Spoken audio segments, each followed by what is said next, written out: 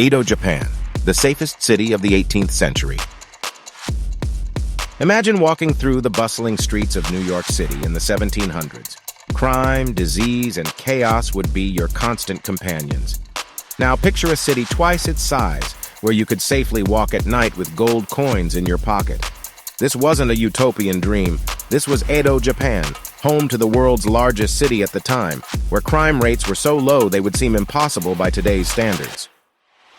The year is 1742, and as the sun sets over Edo's magnificent skyline, a merchant named Kichimon carefully counts his day's earnings. Unlike his contemporaries in London or Paris, he isn't rushing to hide his money or hire guards. Instead, he calmly packs up his coins and begins his peaceful walk home through the crowded streets. This wasn't unusual. It was everyday life in what many historians consider one of the safest large cities in human history. But how did a megalopolis of over 1 million people maintain such extraordinary levels of peace and order? The answer lies in one of history's most fascinating and intricate social control systems, a web of community surveillance, mutual responsibility, and strict law enforcement that would make modern police departments look primitive in comparison. At the heart of this system was something called the Gonengumi, the five-family group. Picture this. Every 5 households in your neighborhood are bound together by law. If anyone in your group commits a crime, everyone gets punished. Your neighbor's actions literally become your business.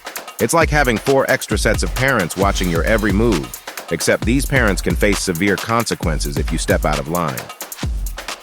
Let's follow Kichimon's footsteps as he reaches his neighborhood. As he approaches his home, he notices his neighbor Sozemon peeking through his window. Is this nosiness? No, it's civic duty. Sozemon is performing his role in the Gonengumi system, keeping a watchful eye on his group members. This wasn't considered intrusive. It was as natural as breathing. But the Gonengumi was just the foundation of Edo's remarkable security system. Above this neighborhood, watch on steroids, stood the Machi Bugyo, the city magistrates. Think of them as a combination of mayor, judge, and police commissioner, but with powers that would make modern law enforcement officials green with enmity.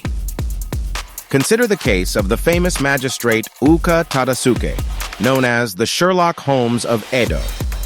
In one legendary case, he solved a theft by examining the dust on a temple's tatami mats. When several valuable items went missing from the temple, Uka ordered all potential suspects to enter the room where the theft occurred. He then examined their footprints in the dust and matched them to those left during the crime. This level of forensic investigation was unheard of in Europe at the time. But perhaps the most fascinating aspect of Edo's law enforcement was the Hitsuke Tozoku Aratamekata, the Fire and Theft Prevention Force. These weren't your average police officers. They were elite investigators who operated with almost supernatural efficiency. Led by the legendary Hasegawa Haizo, they became the stuff of legend, inspiring countless stories that are still told today. One famous tale involves Haizo tracking down a master thief who had been terrorizing Edo's wealthy merchants. Instead of relying on brute force, Haizo used psychological warfare.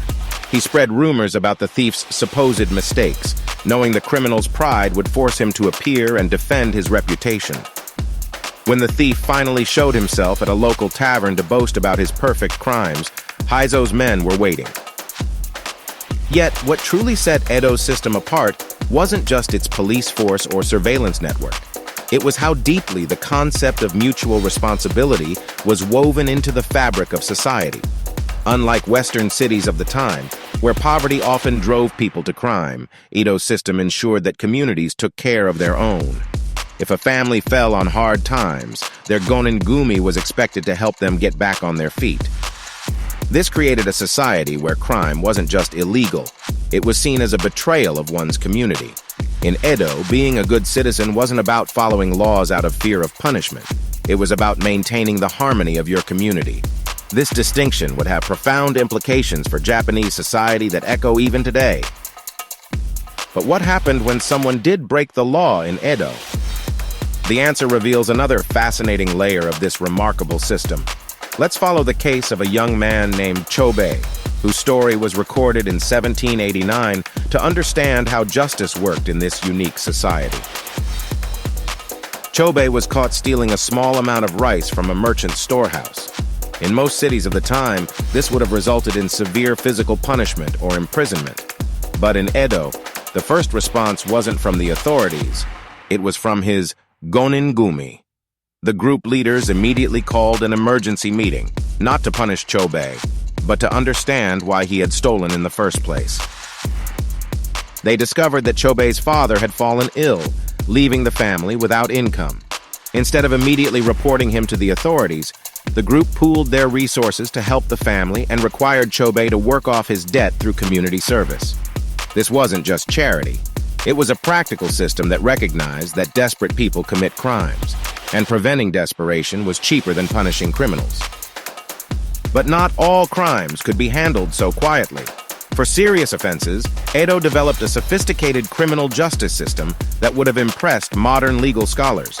The city was divided into districts, each overseen by a yoriki, police captain, who commanded a force of doshin, police constables, and their assistants, the kimono. These officers weren't just thugs with badges. They were highly trained professionals who followed strict protocols. Take the case of the famous Yoriki Yamaga Katsushige, who developed a revolutionary method for interrogating suspects. Instead of relying on torture, as was common in Europe at the time, Yamaga used psychological techniques and careful questioning to uncover the truth. One of his most famous cases involved a series of mysterious fires in the Nihonbashi district. Rather than randomly questioning everyone in the area, Yamaga carefully mapped out each fire location and time, creating what we would now call a geographical profile. He noticed that all the fires occurred along the daily route of a particular fish vendor.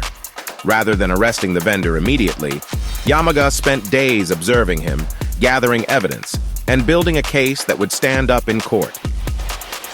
The courts themselves were another remarkable aspect of Edo's justice system. Unlike the often corrupt and arbitrary courts of medieval Europe, Edo's legal system was surprisingly sophisticated.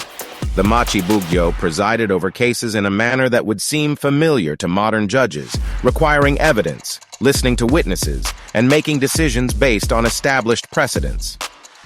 But perhaps the most intriguing aspect of Edo's crime prevention system was how it handled organized crime. Rather than wage a constant war against criminal organizations, the authorities developed a complex relationship with the city's underworld. The oyabun, crime bosses, were given a degree of autonomy in exchange for maintaining order in their territories and preventing more serious crimes. This might seem counterintuitive to modern viewers, but it worked remarkably well. Consider the story of Hanzo the Blade, a legendary crime boss who controlled the Asakusa district. When a group of rogue samurai began terrorizing merchants in his territory, Hanzo didn't just stop them. He turned them over to the authorities with detailed evidence of their crimes. Why? Because stability and order were good for business, and the system incentivized even criminals to maintain the peace. The system also recognized that poverty was a major cause of crime and took practical steps to prevent it. Each district maintained a supply of rice that could be distributed during hard times. Local temples ran free schools for poor children, teaching them not just academic subjects but practical skills they could use to make a living. This comprehensive approach to crime prevention was centuries ahead of its time. But perhaps the most remarkable aspect of this system was how it shaped Japanese culture itself. The constant emphasis on group harmony and mutual responsibility created a society where shame and social pressure were more effective deterrents than physical punishment. The fear of letting down one's group became a powerful motivator for good behavior. This can be seen in the story of a merchant named Jinbei, who discovered that his apprentice had been stealing small amounts of money. Instead of reporting the theft, Jinbei called a meeting with the apprentice's parents and their gonin-gumi members. The shame of having his crime exposed to his community was punishment enough. The apprentice never stole again and went on to become a successful merchant himself. The success of Edo's crime prevention system raises an intriguing question. How did a society maintain such extraordinary levels of peace for over 260 years? The answer lies not just in its institutions, but in how these institutions transformed Japanese society itself. Consider this remarkable fact. By the late 1700s, Edo had a higher literacy rate than London or Paris. The connection to crime prevention might not seem obvious at first, but it was part of a broader social system that gave common people a stake in maintaining order. Education wasn't just about reading and writing. It was about teaching moral values and social responsibility.